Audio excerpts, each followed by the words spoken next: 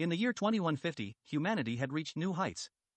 Earth was no longer the sole cradle of civilization. Colonies flourished on Mars, the Moon, and distant space stations orbiting far-off planets. Yet, among the technological marvels, a single event would reshape the course of humanity. A young scientist named Aisha was working on a breakthrough project in a massive, rotating station nestled in the asteroid belt between Mars and Jupiter. Her mission was to perfect quantum entanglement communication, a system that would allow instantaneous data transmission across any distance, making it possible for humans to communicate with deep space colonies in real time. Aisha's research had always been about pushing the boundaries of what was known. While other scientists focused on improving the speed of light-based communications, she had ventured into quantum physics, believing the answers lay not in speed but in connection. Quantum entanglement meant that particles could be entangled in such a way that what happened to one particle would instantaneously affect the other, no matter how far apart they were. After years of trial and error, Aisha and her team finally achieved the first successful entanglement link between Earth and a deep space probe orbiting a distant star. But as they celebrated the achievement, something unexpected happened.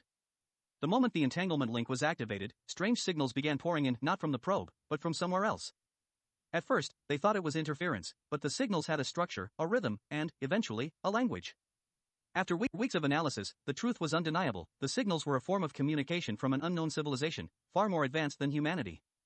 They had been trying to contact Earth for centuries, but until now, humans lacked the technology to hear them. The civilization introduced themselves as the LNAR, ancient beings that had once traveled the galaxy in search of knowledge but had long since retreated to the edges of the universe. They had witnessed countless civilizations rise and fall and had chosen to remain silent, only observing. But now, with quantum entanglement unlocking a new form of communication, they saw potential in humanity. They offered guidance, not in the form of technology, but in wisdom, understanding of the universe's deeper mysteries and the dangers of unchecked ambition. As Aisha decoded the LNAR's messages, she realized their warnings were just as important as their knowledge. They spoke of species that had grown too quickly, races that had reached for the stars without grounding themselves in wisdom, only to fall into chaos and ruin. With this newfound connection, humanity was faced with a choice: continue its rapid expansion into the galaxy, risking the same fate as those before, or slow down and seek a deeper understanding of its place in the universe. Aisha became the voice of reason in a world eager for more power and exploration. She urged the leaders of Earth and its colonies to listen to the LNAR, to balance technology with wisdom, and to understand that true progress wasn't just about how far they could go but about how well they could coexist with the universe around them.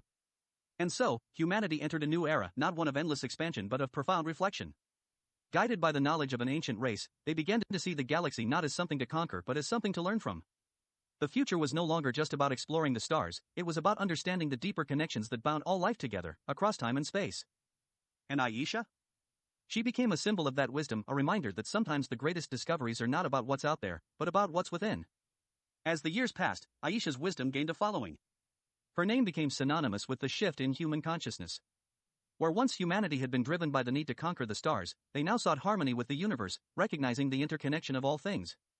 The LNAR shared their teachings cautiously, revealing only what humanity was ready for. They guided the Earth and its colonies through subtle changes, encouraging a balance between technology and nature, individualism and community. Humans began to understand that every action, whether on Earth, Mars, or beyond, had far-reaching consequences. The galaxy was not just a resource to exploit but a living system to respect. However, not everyone agreed with this new approach.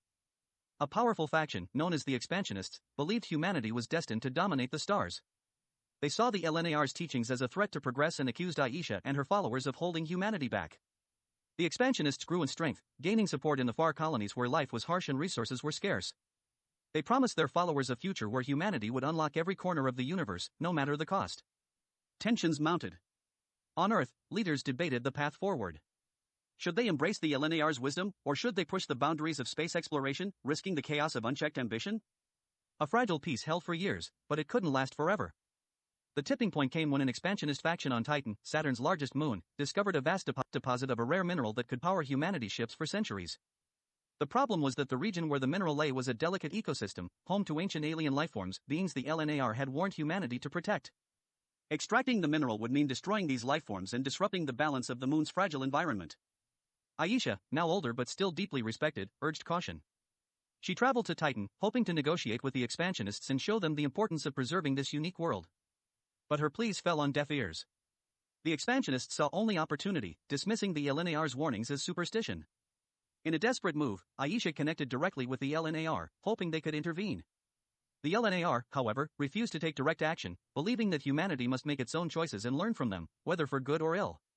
Unable to stop the inevitable, Aisha returned to Earth, her heart heavy.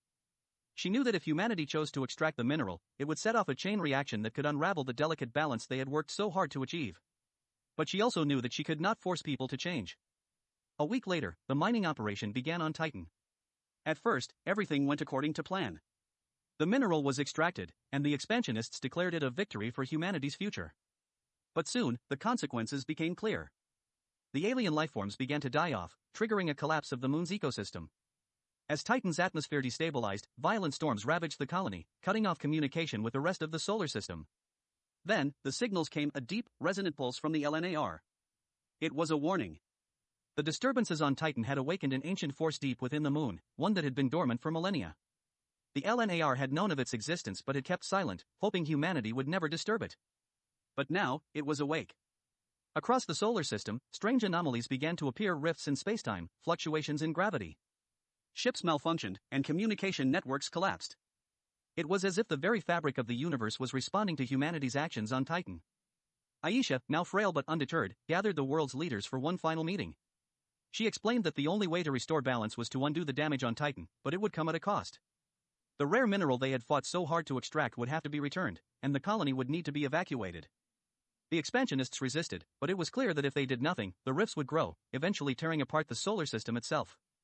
With great reluctance, humanity chose to heed Aisha's advice. The mineral was returned to Titan, and the colony was abandoned. Slowly, the anomalies began to fade, and balance was restored. But the lesson was clear: humanity could not take from the universe without giving something in return. In the aftermath, Aisha's teachings gained even greater influence. The expansionists faded into the background, their vision of unchecked conquest discredited.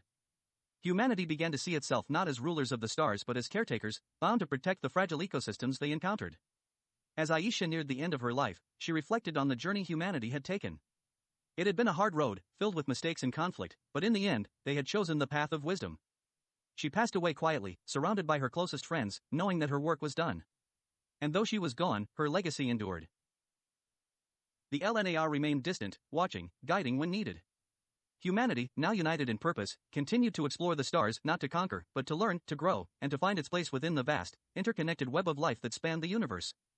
In the years to come, they would face new challenges, encounter new civilizations, and make new mistakes. But they had learned a vital truth: that progress was not measured by how far they could go, but by how deeply they could understand the universe and themselves.